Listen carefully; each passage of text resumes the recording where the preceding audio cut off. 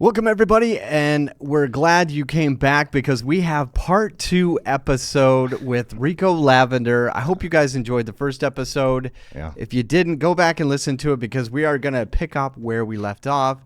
And Rico, where we left off is really talking about your brand, Rico Lavender, and you kind of had some adversity that you had to deal with in regards to your divorce and also just kind of coming to terms with running a business, and you needed to kind of reset and take a step back. And so that's where we're coming at for this episode today, guys. So I'm really excited to jump into it. And we're going to talk, Rico, about what that looked like for you when it came to trying to reset and really figure out your next moves. And that came in the form of traveling for you. So let's kind of talk about that and give me a little bit of highlight as to, I guess, what was the impetus or what was the reason? You've traveled in the past and had traveled internationally, but now it seemed like it was more important than ever to get out and go find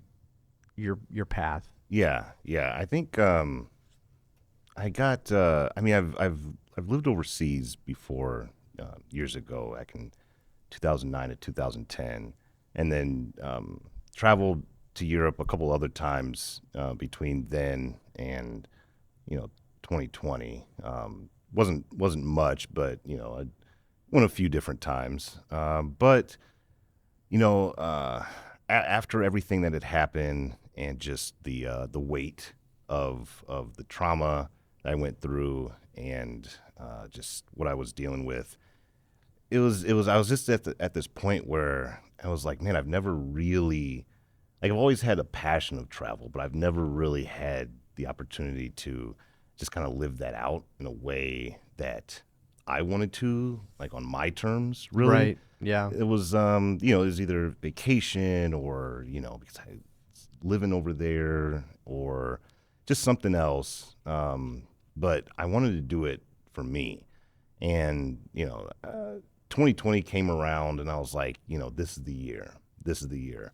And at the time, I had just started working at Facebook, actually, at the end of 2019. And the plan was just doing contract, and I was like, well, I'm just gonna end the contract and then go and travel. Yeah. And maybe come back, or if I don't, I don't. And so February of 2020, I have my tickets bought and everything, and first stop is I'm headed to Milan, Italy. And I didn't even know. I think I was gonna initially just be gone for a couple months.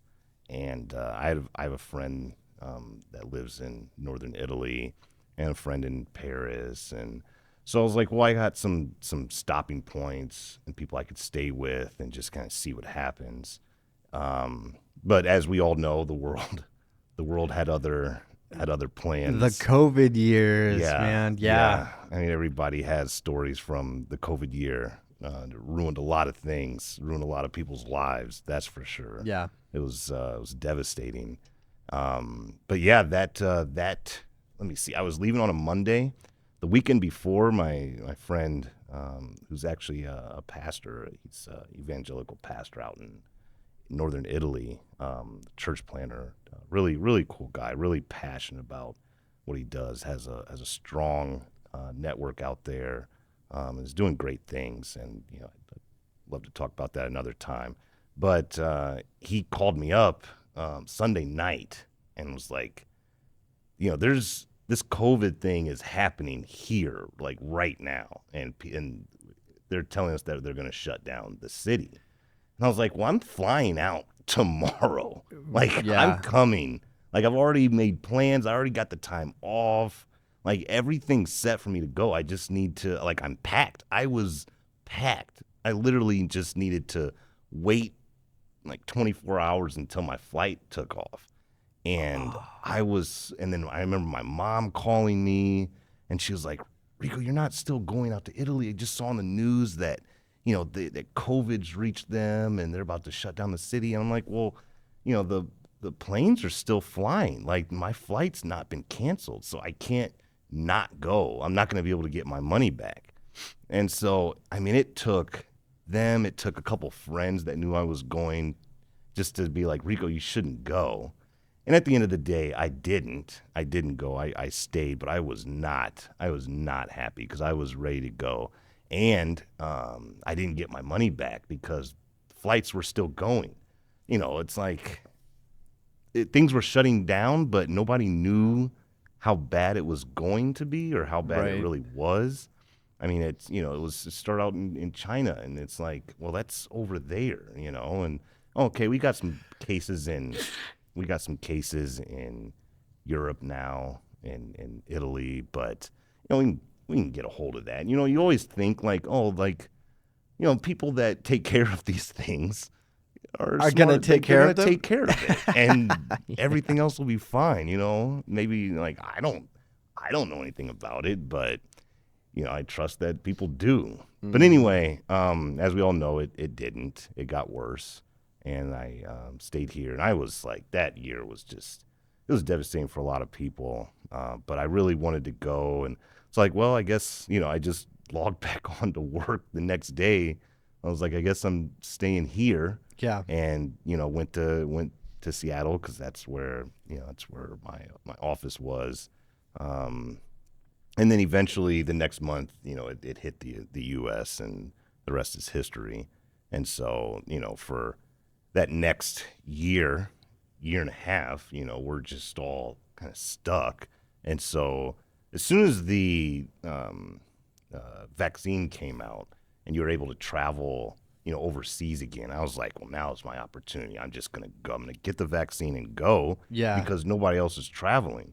And this is the perfect time, and everything was cheap. And so that's what I did. So 2021, I went on a whim to Paris with a few friends from here. And that was just kind of just to get out.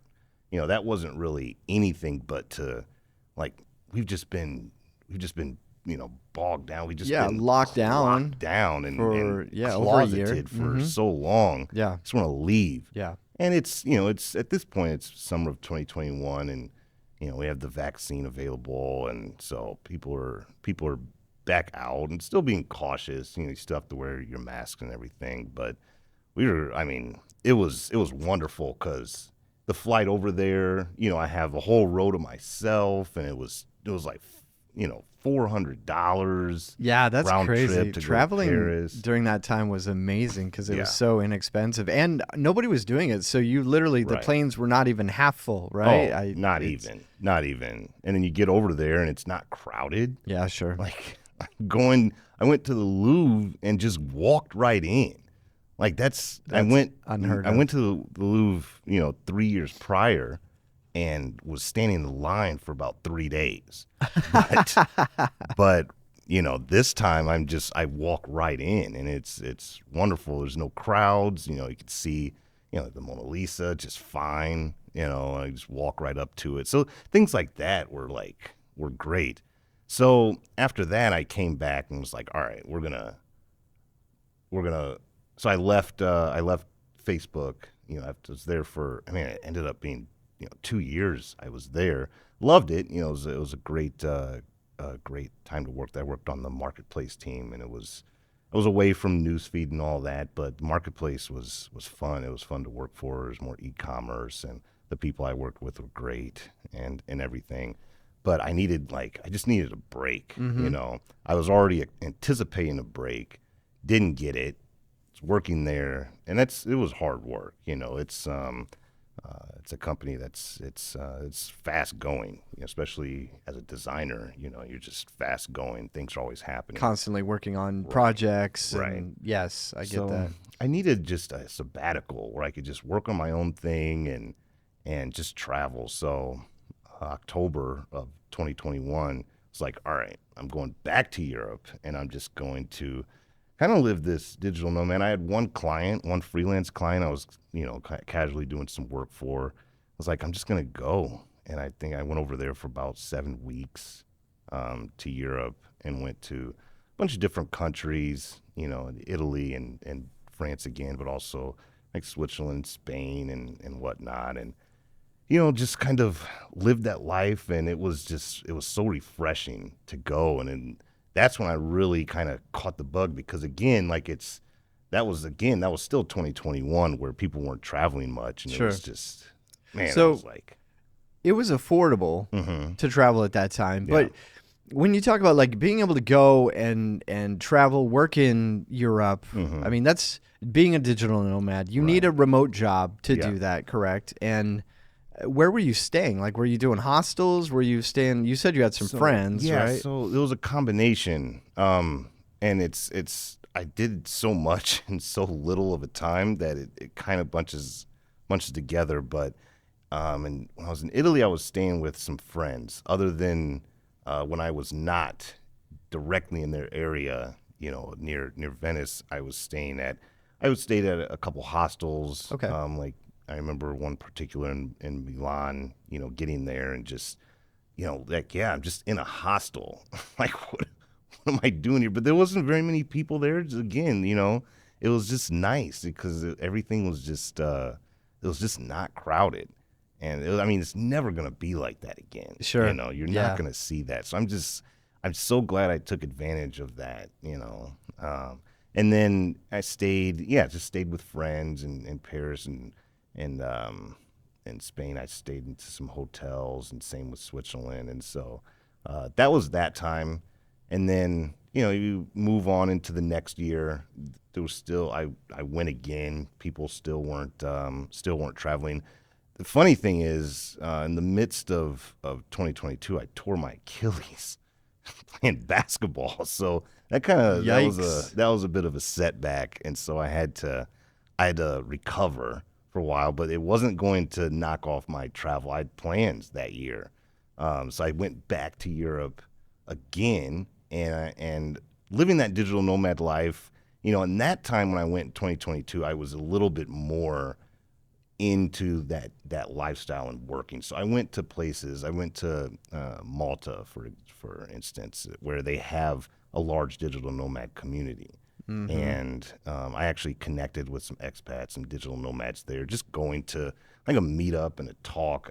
This guy was talking about, I don't know, just, meditation and just different things that I had not really done, and just like different businesses. I don't know. I don't even know what he was talking about, but I was there more for, connections and just meeting like-minded people, which was really, really cool. And I got invited to like this, there was like this co-working house that a bunch of people were at that were just from all over the world. Met people from Canada and Brazil and Germany, and they were just there living and working. I'm like, man, this is people's lives. They just go places and live and work. I mean, but that's what you were doing months. now at that point, Yeah, right? I mean, like you were maybe less experienced in that, but you're surrounded by like-minded people, solo travelers as well, right? Solo travelers, yeah. Just wanting to get out and go see the world. You have a remote job, you can go do it. Yeah. I mean, it sounds amazing, right? Yeah, I was jealous when I knew you were doing this stuff, and I was like, wow. Yeah. I am low-key jealous. I would love to go and do that. I have a remote job, but again, too, I think I was married, and my wife and I probably could have made it happen. But also the financing part scared me a little bit, because I'm like, I don't know, how much it's going to cost. But it's relatively, I mean, you can, more expensive or less expensive than if you were to stay here in the U.S.? I mean, it's less expensive in a way. Okay. It just depends on what you do and how you spend your money. It's like if you can stay at cheaper places, you're not buying a bunch of things. You're just buying food and drinks. Really, because you don't really need anything. You're traveling. You're on the move. Right. And then you're still making money because you're working. And so there's a part of it where it feels like, oh, I'm actually saving more by doing this, and being able to experience different things. I think it's just the matter of finding the flexibility, and that's the hard part, especially, and I'm finding that even now, just being in a different place with work, that some people's jobs is just not possible with the amount of meetings and things Yeah. that are needed and time difference. And you know, you just have to. It's all about the right situation, and you know, some people can do it, and some people can't. You know, and then you know, you just adjust. But for me, it was just it was a time in my life where I had the opportunity to do it, and so I just took advantage. And you of just did it, right? Yeah. You didn't like research or read blogs about working remotely in another country. I mean, you just kind of jumped into it and did Yeah, it. not really. I mean, nowadays, so many people are doing it, and you can just kind of watch a couple YouTube videos, Yeah. like, oh, okay, this is kind of the gist of it, Mm-hmm. and here's where people are at. Yeah. And so you just go and you know, if you're not shy, like I'm a little bit more introverted in different aspects, but you know, extroverted in other aspects. And so, but when I need to be, I can assert myself and meet people. And so that was just like, this is the expectation. Like, if I go out there and just stay introverted, I'm not gonna meet. I mean, it's just like, why am I going? Why am So, I here in this new country? Yeah. You're eating great food probably, Yeah, but you're not exactly. meeting interesting Right, people. you're not meeting anybody, and it's Yeah. just like, I might as well just stay home. So you kind of have to, you know, change your mindset Sure. a little bit. Sure. For Well, that. And let me ask you too this, was it hard to get into a good workflow? You're somebody who works from coffee shops and works remotely and Yeah. takes advantage of it whenever you can. Yeah. So you have that mindset, but maybe somebody who's new to remote working, or they're hybrid and now they're remote, like, do you have any tips or pro tips on how to kind of integrate yourself into a good schedule when you're traveling abroad? Because for me, I just want to go out and see all the amazing sights and eat all the amazing food and kind of forget about work. That's a good question, because, you know, sometimes you see influencers which make it, and what they do is they kind of highlight the glamorous part of it, and you don't really see the rest of it, and it's not always glamorous. I mean, really, it's the same exact thing that you're doing here, especially if you're remote. You're working from, you know, your home desk or from a coffee shop, but the only difference is you're in another country and you're meeting different people and eating different foods, and after work you're experiencing a completely different lifestyle and way of living than just, you know, I gotta go to Safeway after and get some food and make dinner. It's just like, I still went to the grocery store, but I was in the grocery store in Florence, you know, buying stuff, Buying some baguettes and stuff. you know, and some wine and things, and Yes, walking back to my, you know, the Airbnb I was staying at, and I could jump back on a call or work from there, or just walk and see, you know, the David or something at a museum. Like, oh, I got a break. I can take an hour and go walk through this historic museum. I mean, that's the difference. You know, it's not necessarily that it's glamorous. It's more, you're just in a different place and you're exploring. I mean, you can do that. You can do that here in the States. You know, it's like, if you're remote, or if you have like hybrid in your days that you are remote, you can go to a different city and just explore that city and do the same thing. So it's just a matter of if you want to, you know. Yeah. And just and getting out there and doing it. And so that's how I see the difference. And I know it's a lot easier said than done in a lot of times, but you know, you're spending just as much money sometimes just going to happy hour or doing something here. Yeah. You know, and you could be doing the same thing, you know, elsewhere. I don't know. So it's just, yeah, I mean, for me, it was just, I needed it, you know, like I said, just for, you know, mentally, and just kind of breaking the norm of what I was kind of dealing with here, and just kind of I don't want to say reinventing myself. I wasn't reinventing myself. I was just taking back control, because I felt like I had lost so much control with just how my life was going. But this was something that made me happy, and I just felt like I had the control to go and do. I was like, I want to go to this country, and you know, I can easily get to this country and do that, or oh, I can go to this meetup and meet, you know, these people from all these different countries, and So it was so cool to do that. And then and then 2023 it was kind of the same. I think between 2021 and 2023 I was overseas like 2 or 3 times a year. Yeah, man. Every time I Yeah. wanted to hang out, you were like, sorry, man, I'm in Milan right now, or I'm in New Zealand or Yeah, something. yeah. Like, It was all just, right, that's fair. But yeah, yeah, man, I'm happy that you did. Yeah, yeah. let's talk about the 2023 and well, you did also you went to New Zealand as well, Yeah, right? and at the end of 2022, Mm-hmm. I did go to Yes. New Zealand, that was more vacation.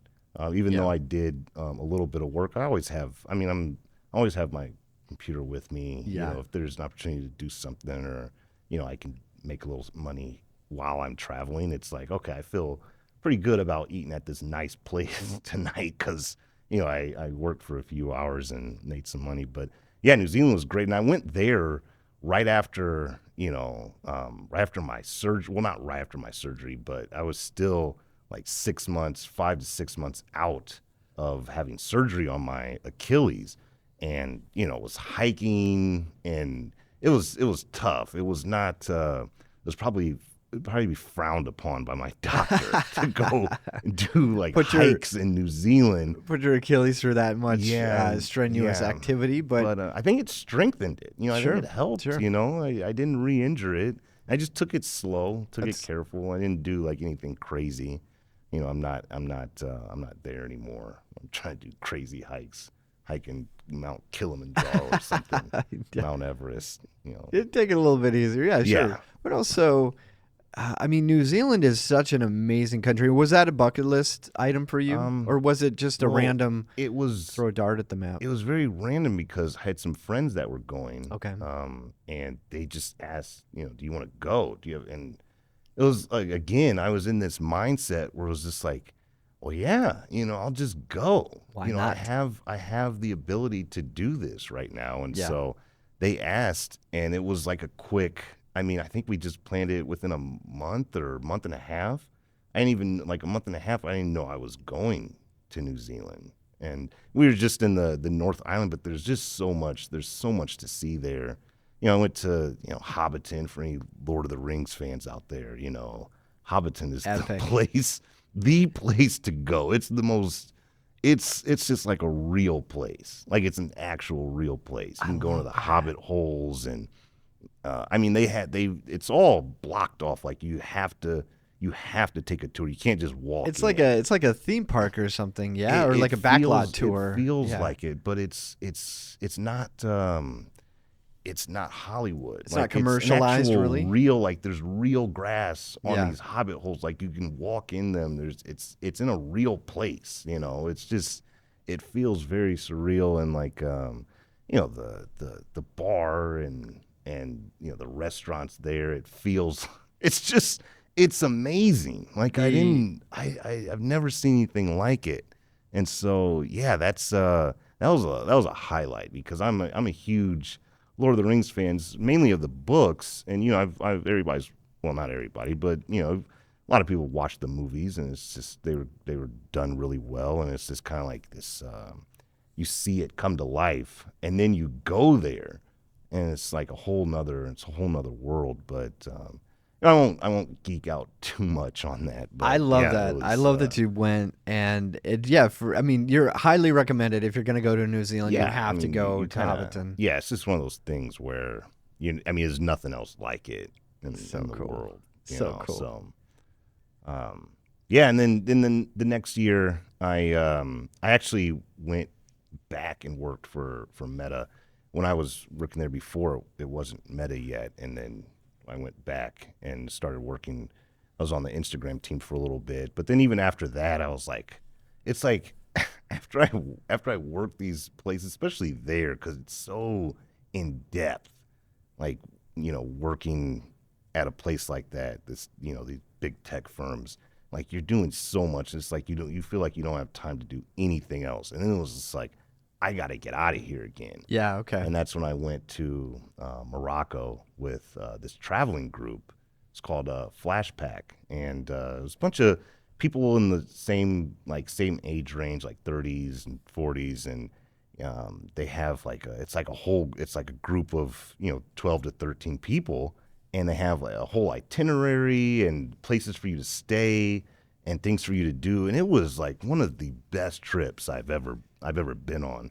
Mainly because, and I don't know if this happens every time. I don't think it does, but the people that I was with we all just got along really well.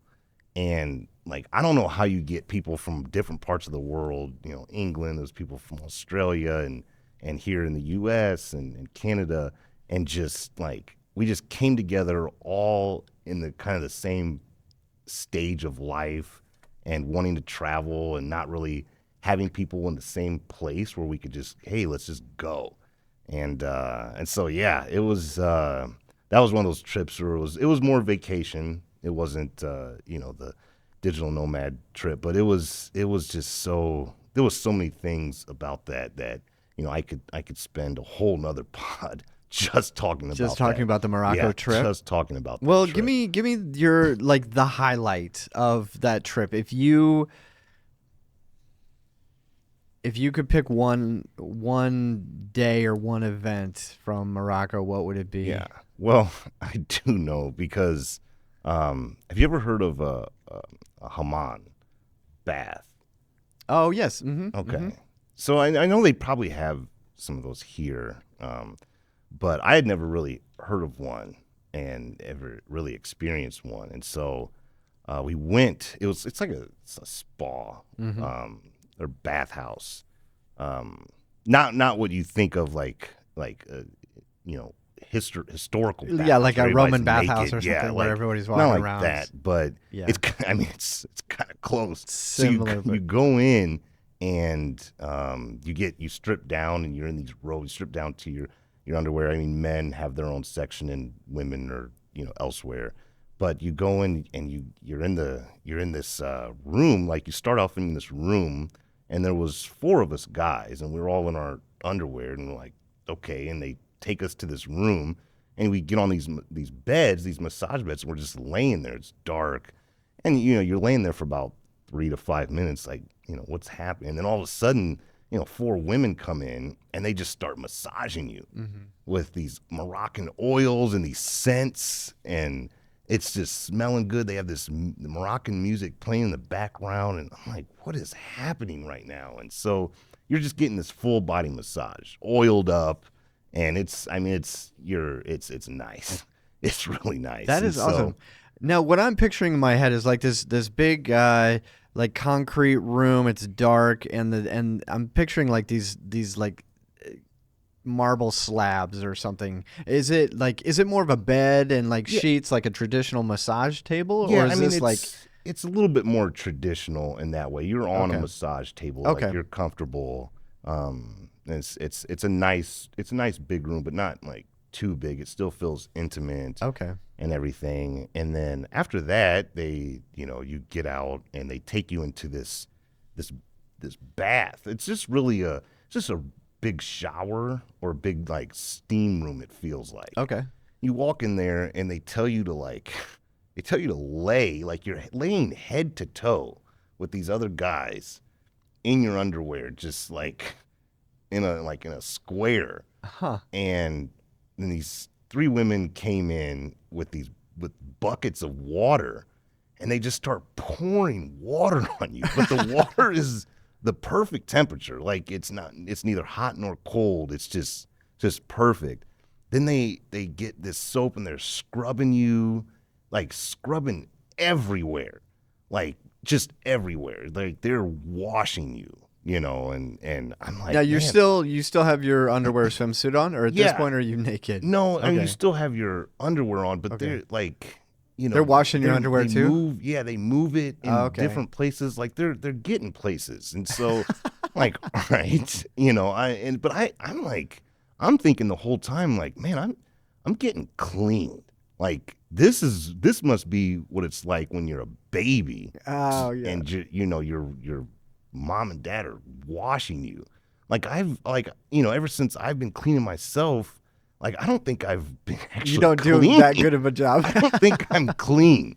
after being here. Interesting. And so I just remember them cleaning you and then they're washing your hair. I mean, there's everything. They're pouring water on you constantly, and I don't know. So anyway, you get done with that, and they tell you to come out. They give you these big robes. They give you some tea, and you just go in the sitting room and you just sit and you just relax, and that's the end of it. Wow. Yeah, it was and then you just feel like it was the cleanest I've ever been. Like you could have eaten a 3-course meal off of my chest. Yeah, After that. clean. Like, wow. I was that clean. Performed surgery on top of you type thing. Yeah. That's I've never incredible. been that clean since. I Now- don't think I'm clean right now. How long did it take? Was it an hour? Was it Yeah. you lost all track of time? Yeah, you do lose track of time. I didn't know what time I went in. From the time I went in to the time I left, time had stopped. Yeah, At that point, I think it was the whole experience was maybe an hour and a half or so, but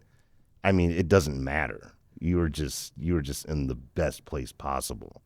So it was, that was the one thing that just there was just so much. Now moving into, because that was the end of, that was 2023. That was 2023. And then from there, I actually went to Italy, to Florence, and just stayed there for 3 weeks. I was just taking language courses and just living. I was going to school for half the day, and then I had a little bit of work to do. I'd come, and then, afterwards I was just, I don't know what I was doing. I was just living there. Some days I would not go out, but most days I would just go walk the city and everything, and just live like a local, going to the grocery store. And I went to I found like the best pizzeria there, and where the employees, the waitresses and waiters, they knew me. They would if I walked by the restaurant, they would wave to me.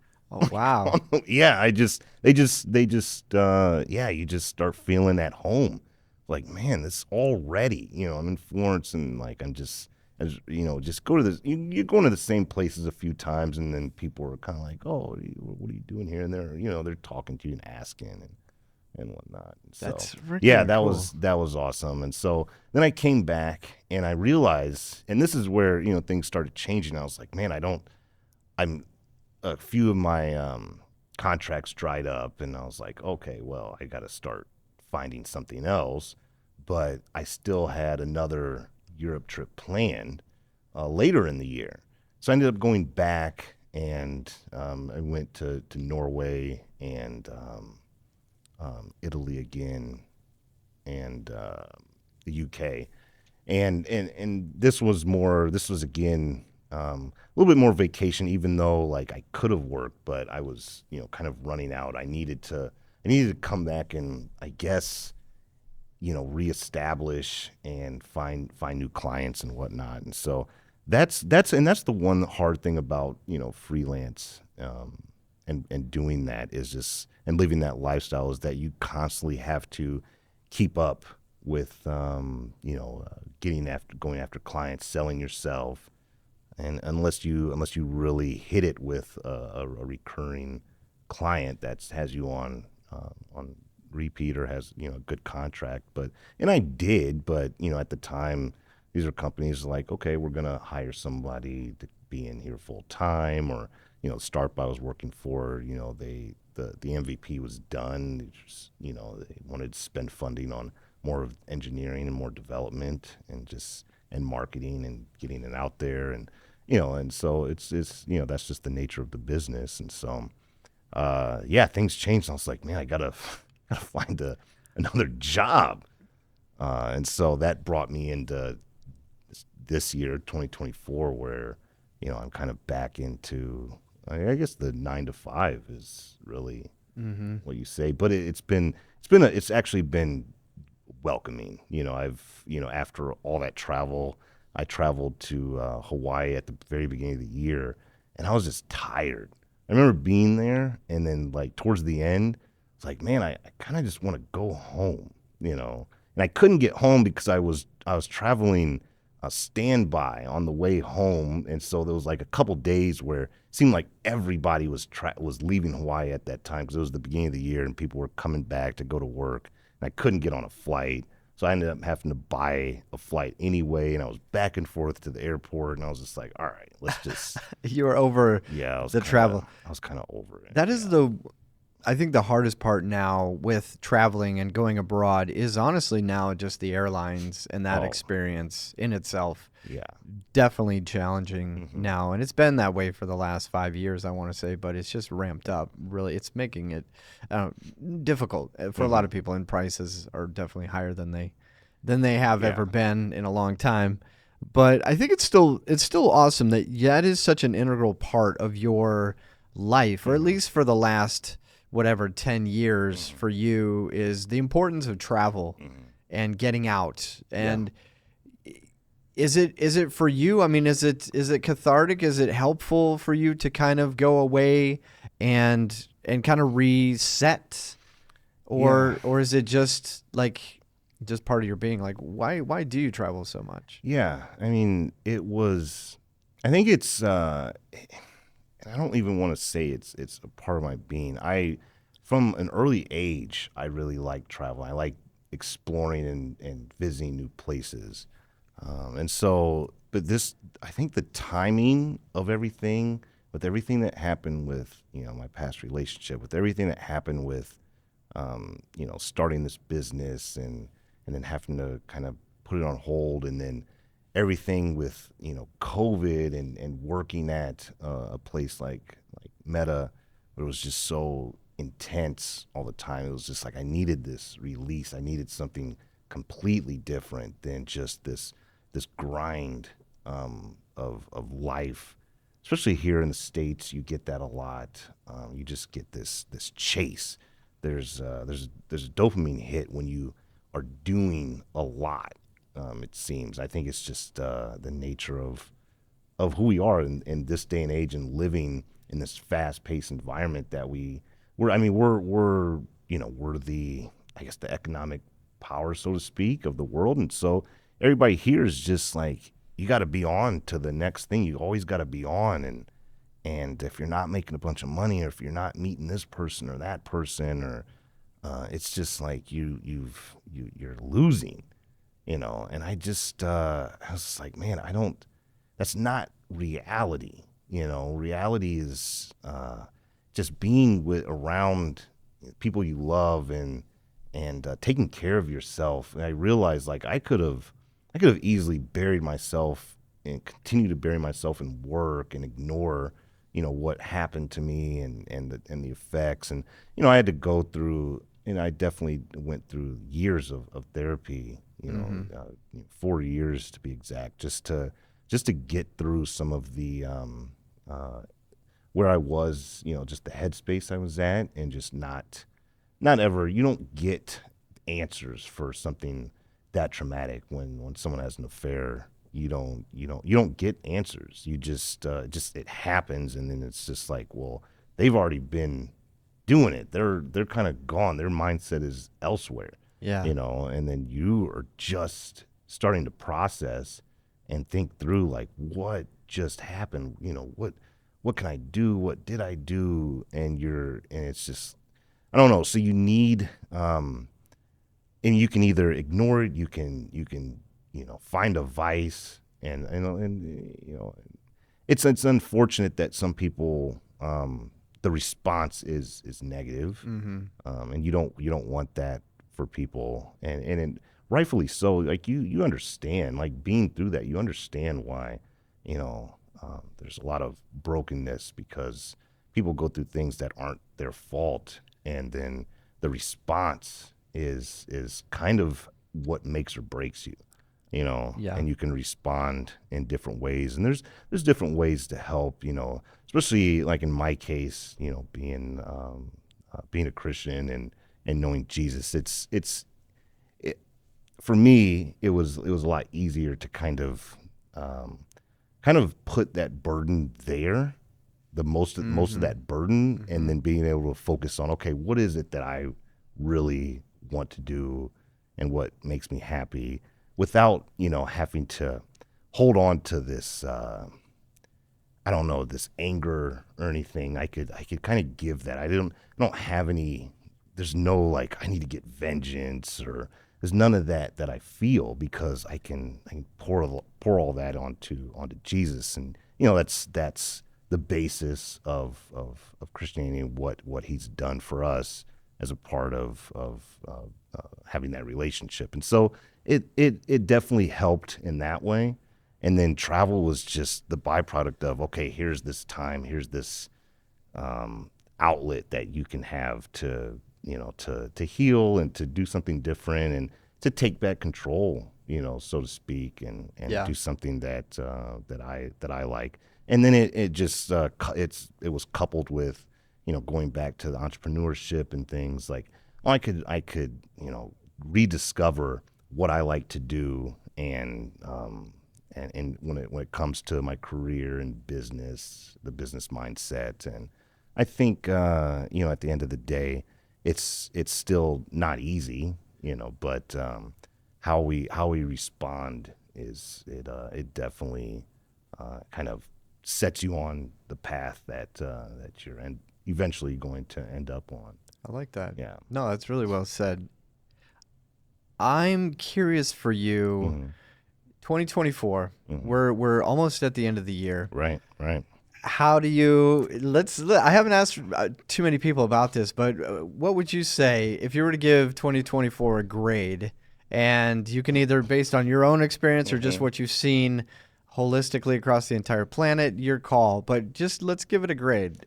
A grade. Yeah. Like the A, B, classic, C, D, A the classic, through F, yeah. all the A minus, B plus. School grade. It's time for the world's report card. From Professor Rico. Yeah, it's tough. So are we kind of just for you? Just though. for just me. For how just was it for me. you? Because I've seen a lot of people say, yeah. and I feel like every year, right? 2024 can suck it. Yeah. I'm ready for 2025. Yeah, and a lot of people say that, but yeah, I think for me it's probably a B minus. Okay. I say B minus because there was more good than bad, obviously, but I think it just wasn't. It didn't move exactly how I had envisioned it to move and things to go.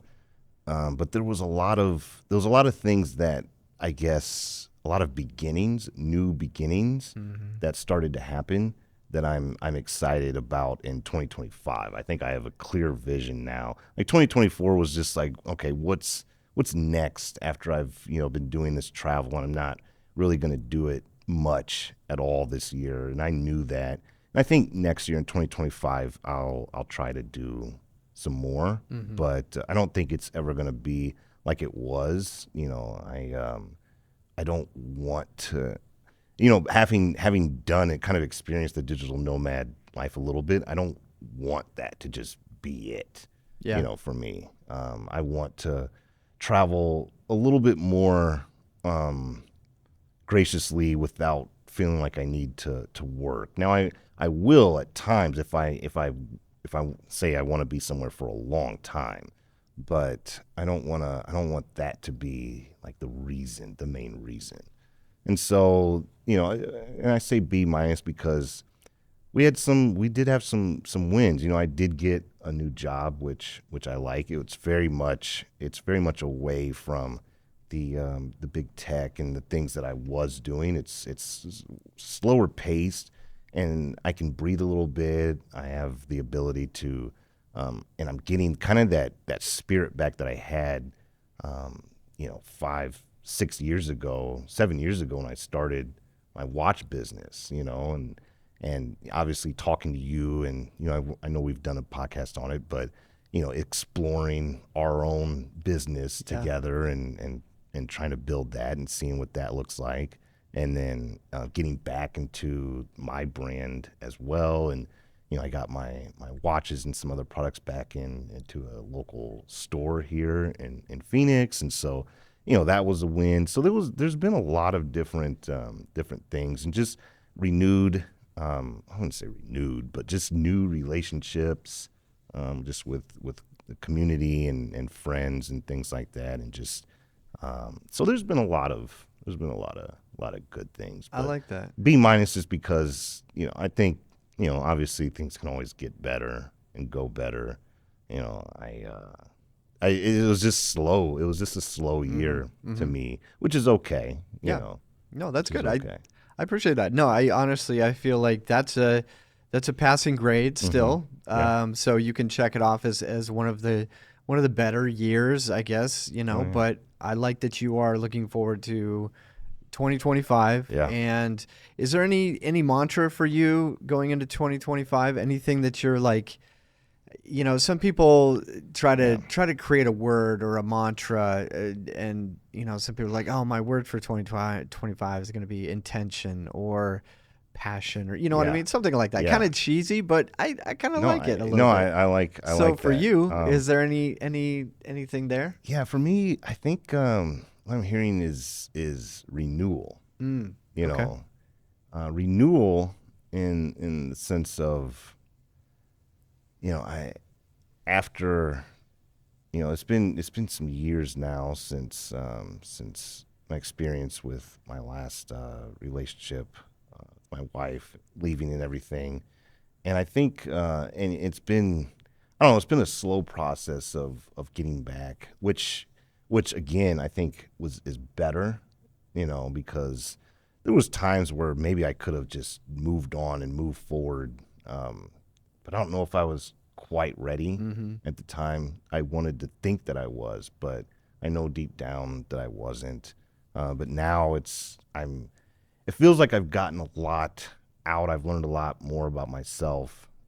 You just need that time. Yeah. And now it's like I feel refreshed and renewed, and it's more about renewal and just kind of moving into this space of, all right, I'm ready to kind of see what's next, like the that. latter half of my life or whatever. Like I'm at the I'm at the cusp. Like, it's time to go into the latter half. Going into the second half of the game, man. It's time crazy to up the crazy score. to say that. It Am is. I really that old? No, man. I'm like thinking about the latter half. Like, Life begins now, man. I mean, honestly, the first half is so much learning yeah, and it development, is. and now the second half is like, I have all of these amazing tools now. Yeah. I can go and accomplish anything. Yeah, with hard work and determination. But you have all these tools now. exactly. And you've experienced all of these failures. Yeah. You've got that all behind you now. So you are ready to go. Yeah. And really put your foot down and start creating your legendary life. Yeah. Which is cool. Legends of Z. Hey, it starts today, man. But I mean, you have lived a legendary life, man, which is super cool. And I love that you gave yourself, a B minus for this last year, right? A lot of people would be like, man, nah, it's D minus F. What's lower than F? You know what I mean? Yeah. 0. Yeah. So your mentality of going into this next year with even more positivity and excitement and wanting to renew, I think that's super rad, man, because honestly, it's all about your mindset, right? Yeah. So for you, what is what's coming in 2025? Well, I hopefully a lot more, especially with my with my brand Rico Lavender. I want to do a little bit more, maybe release some new products. I'm playing around with some T-shirts and some different types of jewelry still, and so you might see some of that. I don't know how long I'm going to stay with watches. It's very watches are hard. I mean, I really love watches, but they're expensive and just very intricate, and so Sure. I need I definitely need to strategize a little bit more, and that's kind of where I'm at now. I'm just kind of strategizing.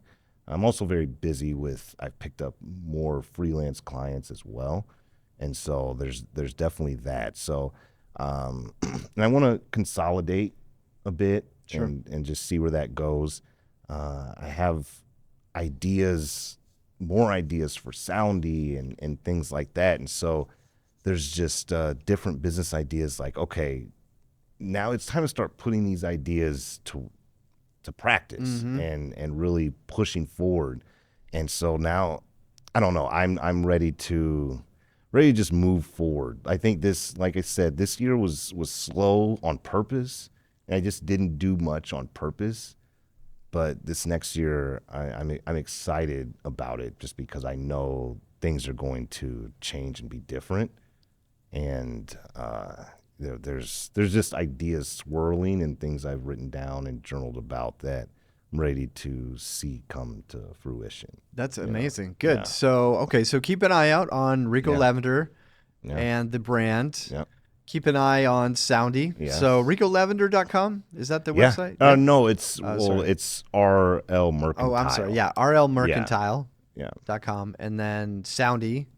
Soundy.com. And what else you got going on, man? Well, RicoLavender.com is more of my personal, you can find my design work and things on there.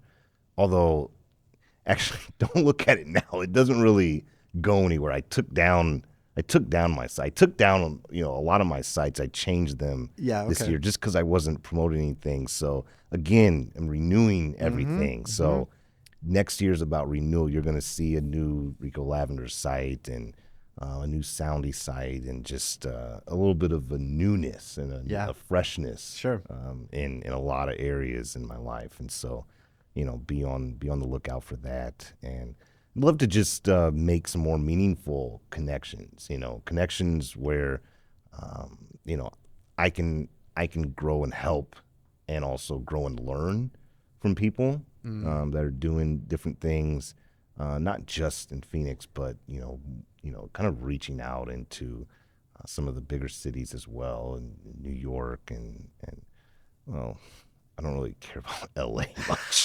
but there's people that need help in LA, or there's people yeah. that are up to big things in LA for sure. Yeah. Yes, but I yeah. agree. LA's been played a long time. Yeah, it's true. Even overseas and whatnot. So I definitely want to make some more connections in the different industries and things that I'm in. So there's definitely that. But I don't know. We'll see. I'm not big on making like these huge, grandiose plans.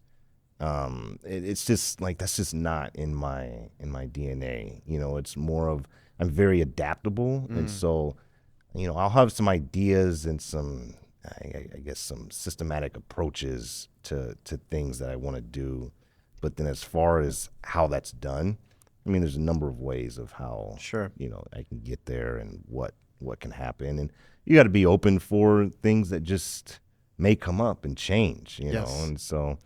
That's that as well, being flexible, being versatile. Well, and I like it. I've heard this analogy of life is like a canvas, right? And you're a creative, so I think this will tune in really well with you. But you've got this blank canvas, right? Every year you start new, and so it's whether you want to be intentional and create a picture from something that you've envisioned, or you just let life speak to you and you just kind of make this abstract, beautiful painting with all these amazing colors that represent all of the experiences, versus life being like a spreadsheet, right? Where it's just like formulas and numbers and it's very analytical, which is fine. My wife loves spreadsheets, so that's nothing wrong with that. But also, leaving space for things to just create themselves, I think is super rad. Exactly. But that's exciting. And I definitely want to get.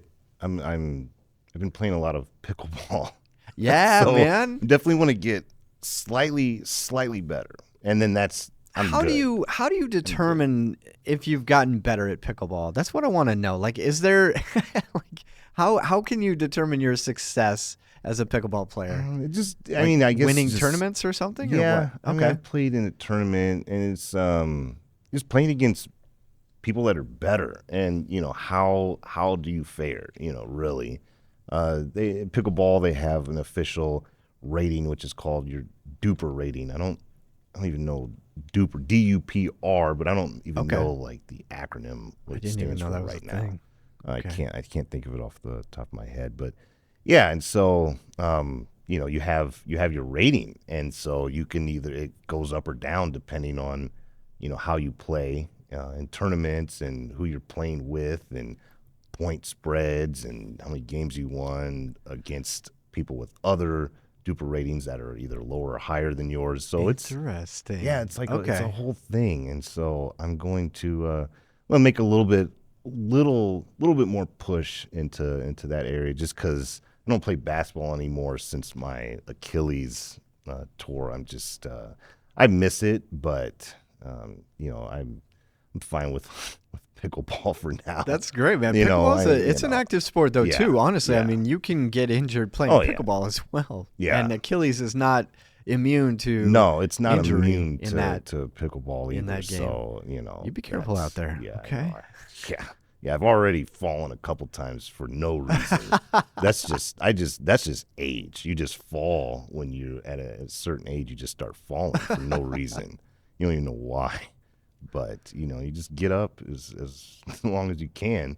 One day I'm not going to be able to get up, but I can still get up. No, that's good. Yeah. No, you'll continue. You're active. You're staying active. You're doing stuff, which I think is cool. And pickleball it's fun. I've only played it a couple times, and I'm fascinated by it. I love that the weather's cooling off here in Arizona, so now we can get out and play. Oh yeah. And yeah, man, I think it's seemingly a really easy sport to get into, but I can definitely see how it will be. You can get into the technicalities and the nuances and kind of elevating yourself as a player. Yeah. I didn't realize that there's I feel like, to me, I always thought pickleball was like Frisbee. Like you don't really get amazing at Frisbee. I mean, sure, there's ultimate Frisbee and stuff, but I don't know, like you're just hitting a ball back and forth, right? It's like, but I mean, you hit a ball back and forth in tennis. Yes, too, that's true. So, that's true. And there's professional tennis players. So, and I mean, people take it seriously. I mean, some people take it way too seriously. I don't like all of that. Like it's like, come on, like you're not LeBron James or anybody. You're playing pickleball. You don't need to take it. Hey man, there's professional pickleball players out there now, man. Don't squash his dream. That's his dream for 2025, and he's gonna sweat all over you until he gets there. Yeah, it might be somebody's dream that professional pickleball player. But. Okay, that's cool. Now, what are you doing as far as I know? You're really trying this year. You said trying to kind of create some relationships and building community for yourself, but you're working in the community and part of a couple of organizations as well. So I wanted to talk a little bit about what is it, AIGA? Yeah. So I'm AIGA, it's American Association of Graphic Arts, and in the Arizona chapter. So I'm the director of the business of design here. And so I volunteer there where we run events related towards, anything creative, whether it's healthcare or nonprofit, for, events for freelancers and understanding finances, which, we have an event coming up in January for that. And learning about AI and how it can help you in your workflow. And whatnot, and so it's an organization to really just connect with other creatives, and it's very broad, and so I think anybody can really be a part of it and join if you're a creative or have anything to do with creativity, which seems to be most jobs and most things these days. And even if you're not necessarily in the creative field, but you have to touch it or you want to understand a little bit of it, we have events that you can be a part of. So that's definitely a part of me that I wanted to. I actually joined last year because I wanted to start being a little bit more intentional about being in the community and being part of it. And so I'm continuing on with that through the rest of this year and into next year. And so that's a big part. And then, right now I think that's it's mainly it. No, I love that. But I do want to, kind of want to get more involved into the fashion industry a little bit as well, and just the maker and creator space here in Phoenix, and even elsewhere. as Will well. will AIGA help in that regard? Like, are there people in that industry part of AIGA? Like, I guess answer that question first. Yeah, well, not directly, Okay. but you can. It's all part of talking to people. Like, Who knows here's what I'm somebody? interested in, Yeah. and here's what I'm wanting to do. It's like, oh, okay, I know somebody. Okay.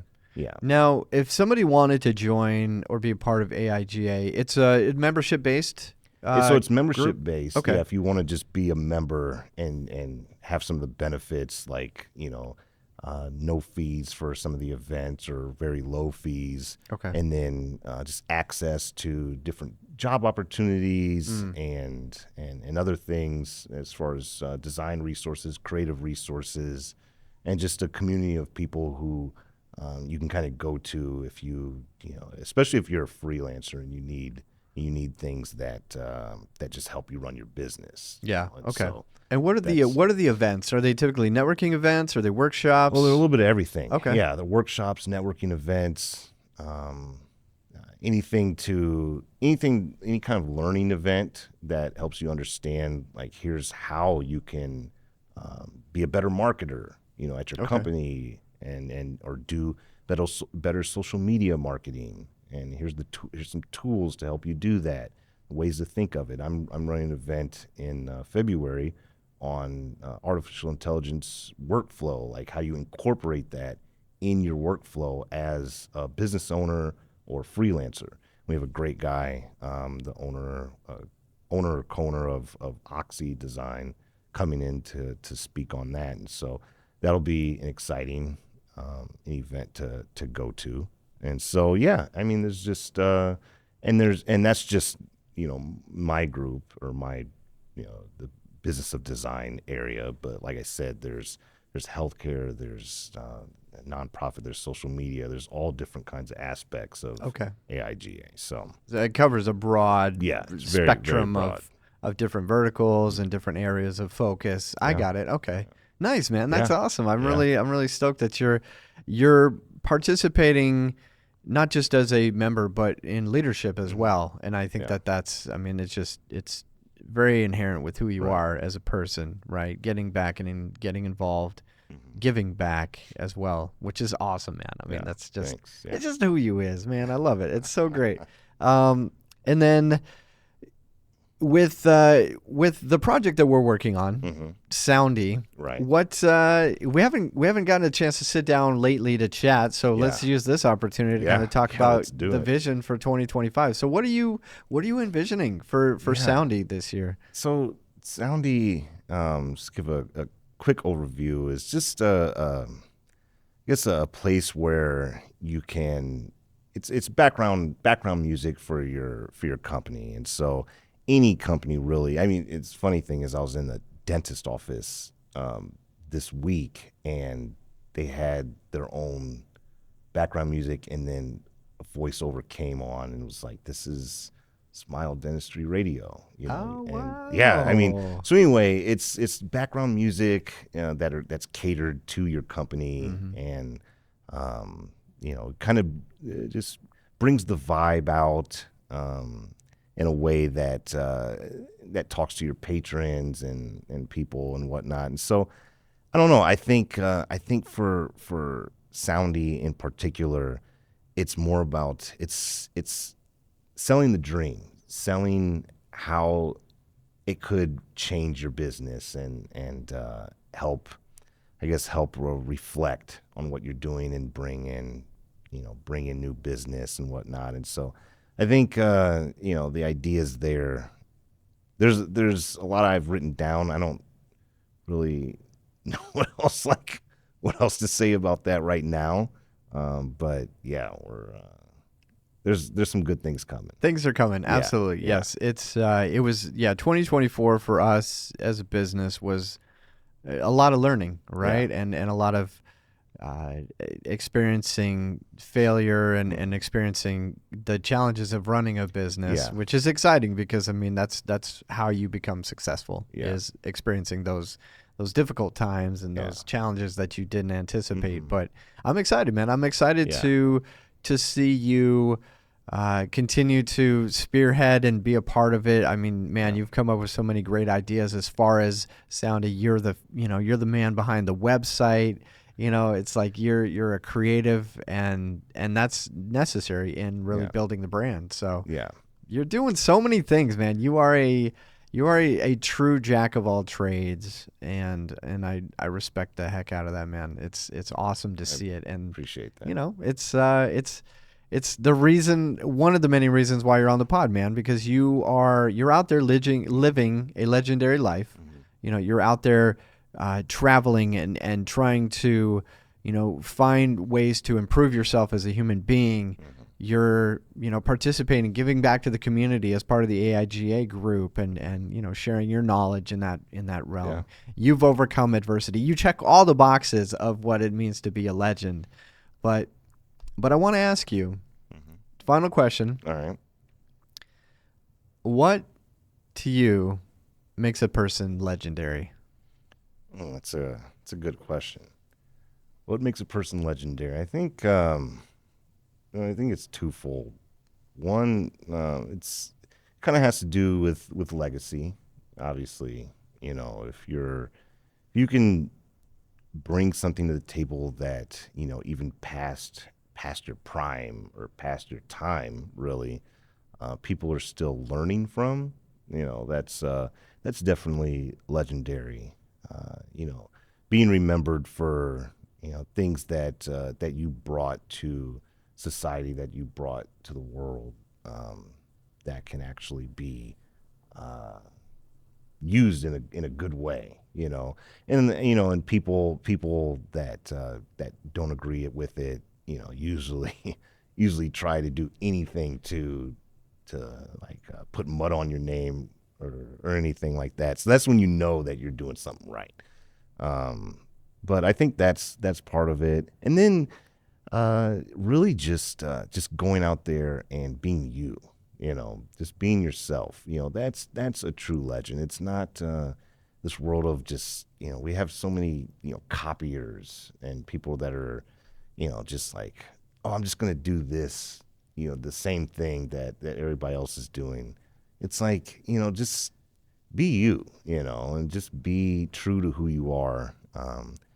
Be open about your struggles and things that happen, because everybody goes through it. It's one of those things that a lot of people don't like to talk about, because especially we don't like to see weakness. I think weakness is something that it's not necessarily that it's frowned upon, but it's just unspokenly looked like, oh man, what did he do to, or what happened to him, or it's always like this has this negative connotation. But sometimes weaknesses and failures are just precursors to being legendary or doing something great. And so, and you never know what someone is going through. Not everybody, knows my story or what I've been through. And they only get the portion that I decide to give, in any given moment. And that's true with most people. It's hard to really put your true self out there anymore, because you're thinking like, will you be accepted? Will I be looked at a different way? If I'm not always strong and not always on, or in this mode of doing something and being something great. And a legend isn't always about being just this great person. You're a legend because, wow, he was who he was. He was exactly who he said he was. And that's someone that I want to be. I want to be exactly who I say I am. If you know me and have seen me around, and I'm like doing something completely different than what I portray, then, I'm not being real to you. And, that's not, I've met so many people like that. Like, you'll say one thing and act one way, and it's like, it's not really who you are. Yeah. You talk a big game, but it's like I see nothing there. So there's that. I love that, man. Yeah. No, that's absolutely very well said. I couldn't have said it any better, and I love asking that question. Yeah. It's a question that Elle told me. She's like, you should ask everybody this same question. Yeah. And I was like, that's a great question. That's a good question. And it goes with the pod. But Yeah. man, that's amazing. Thank you, bro, so much for just sharing your stories, your wisdom. You know, we're at that age now where we've crossed over the second half, and now we have wisdom to share. Oh, yeah. So you know, it's wisdom to share. It's good stuff, man. We're we've got experiences now to share with people. Yeah, a lot of experiences. Yeah, man. But I appreciate you taking the time here. 2 parts, man. This is going to be a legendary series for people to check in on, because you are up to some big things. I can't wait to see what you do in 2025, folks. So please go follow Rico on socials. Go support him in his endeavors. Yeah. You can absolutely check the comments here. We'll have links to everything that he's out there on social media. But otherwise, you know, if you see him on the street, please give him a high five. Tell him he's a legend. Yeah. But but with that, thank you everybody so much for watching. This has been another amazing episode of the Legends of Zegan. Been fun. Yeah, man. Thank you so much, Rico. I appreciate it. But with that, guys, have a great day, and don't forget, stay legendary. All right. Bye, everybody. Peace.